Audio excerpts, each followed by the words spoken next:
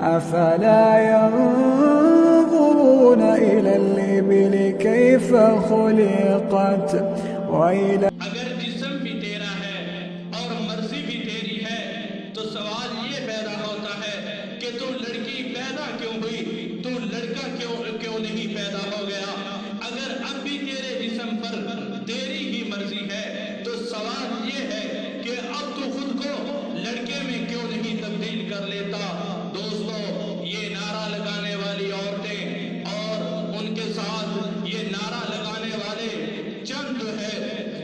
جو ہے لبرل مرد، وہ یہ سوچیں کہ اگر انسان کا یہ ناخن ہے کہ یہ تھوڑا سا زیادہ کٹ جائے تو وہ درد سے تڑپنے لگ جاتا ہے، لیکن اللہ تعالیٰ نے جو عذاب تیار کر رکھے ہیں وہ تو بہت بڑے ہیں۔ اللہ تعالیٰ نے جب ہمیں قرآن کریم میں سورہ احزاب میں حکم دیا ہے، یا ایھا النبی قل لازواجک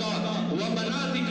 ونساء المؤمنین یدنین علیہن من جلابیبہن، کہ نبی اپنی بیٹیوں کو اور ایمان والی عورتوں کو حکم دیجئے کہ جب بھی اپنے گھروں سے نکلے تو اپنے چہروں کو ڈھانپ لیا کریں۔ یہ لوگ جو اپنے جسموں پر اپنی مرضی کے نعرے لگاتے ہیں، ان سے پہلے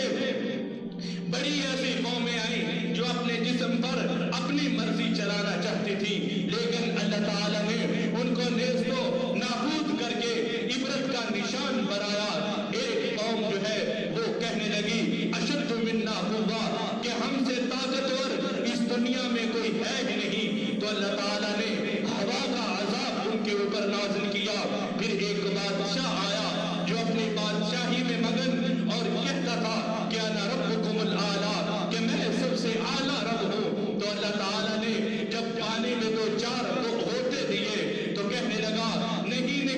انہ لا الہ الا الذی آمنت بہ بنو اسرائیل وانا من المسلمین، کہ میں سب سے پہلا مسلمان ہوں اور بنی اسرائیل میرے بعد کے مسلمان۔ تو اللہ تعالیٰ نے کہا کہ نہیں، اب وقت گزر چکا، تو اس کو عبرت کے لیے ہمیشہ کے لیے محفوظ کر دیا اس کی لاش کو، تاکہ لوگ اس سے عبرت حاصل کریں۔ لیکن آج میں اور آپ ہیں کہ ہم دیکھتے نہیں، اور یہ لوگ جو آج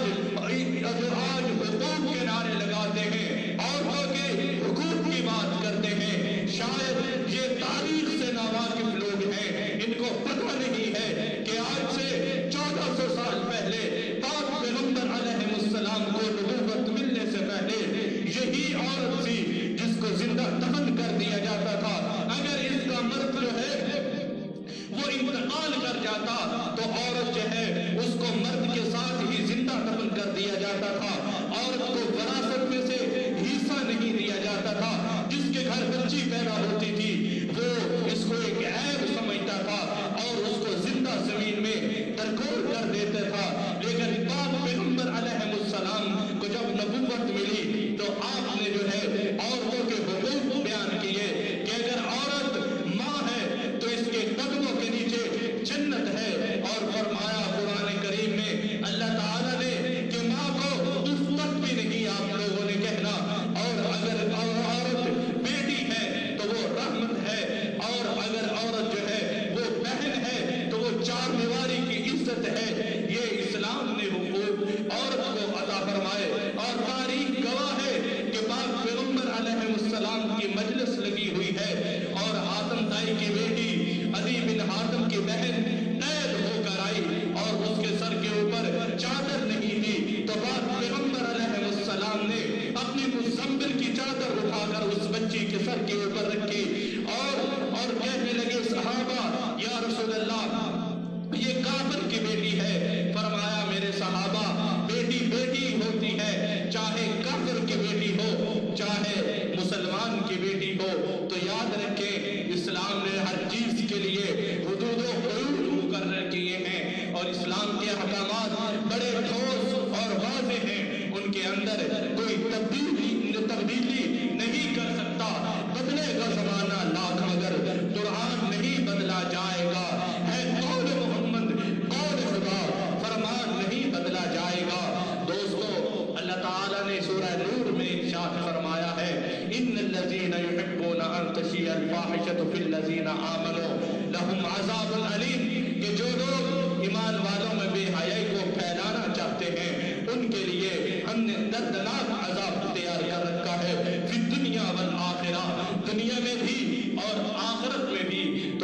چاہیے کہ ہم قرآنی تعلیمات کے اوپر عمل کریں تاکہ ہم اس دنیا کے اندر اور آخرت میں سرخرو ہو سکیں۔ تو لوگوں، پاک پیغمبر علیہ السلام کے پاس ایک نابینا صحابی حضرت عبداللہ ابن مکتوم تشریف لائے تو آپ صلی اللہ علیہ وآلہ وسلم کے پاس آپ کی زوجہ سیدہ عائشہ، سیدہ حفصہ اور سیدہ سودا موجود تھی۔ تو آپ نے کہا کہ اپنے چہرے کو ڈھانپو، اپنی نگاہوں کو نیچے رکھو۔ تو وہ آگے سے کہنے لگی، یا رسول اللہ، ان کو تو نظر ہی نہیں آتا۔ فرمایا، ان کو نظر نہیں آتا، تمہیں تو نظر آتا ہے۔ اس حد تک پاک پیغمبر علیہ السلام نے مجھے اور آپ کو پردے کی تلقین کی ہے اور یہ حکم دیا ہے کہ اپنی نگاہوں کو نیچے رکھو اور حیا کو کبھی بھی نہ چھوڑو، اور فرمایا الحیا شعبۃ من الایمان، کہ حیا جو ہے وہ ایمان کا حصہ ہے۔ اور آج ہماری جو عورتیں یہ نعرے لگاتی ہیں، شاید یہ بھول چکی ہیں کہ ہم اس خاتون جنت کے ماننے والے ہیں کہ جس کے بارے میں حضرت حسن رضی اللہ تعالیٰ عنہ کہتے ہیں کہ میں نے ساری زندگی اپنی والدہ کا ایک بال بھی ننگا نہیں دیکھا، کہ بیٹے نے والدہ کا بال ننگا نہیں دیکھا۔ اور آج ہماری عورتیں سروں سے دوپٹے اتار کر بازاروں میں رقص کرتی ہیں اور اس طرح کے نعرے لگاتی ہیں کہ جو کہ انتہائی اسلام کے بھی الٹ ہے اور معاشرے کے بھی خلاف ہے، اور پوری اسلام جو مذہب ہے اس کے خلاف ہے۔ تو اس سے ہمیں اجتناب کرنا چاہیے، نہ کہ اس سے پہلے اللہ تعالیٰ کا ہم پر کوئی قہر اور عذاب نازل ہو جائے۔ تو اللہ تعالیٰ ہمیں ان چیزوں سے بچنے کی توفیق عطا فرمائے۔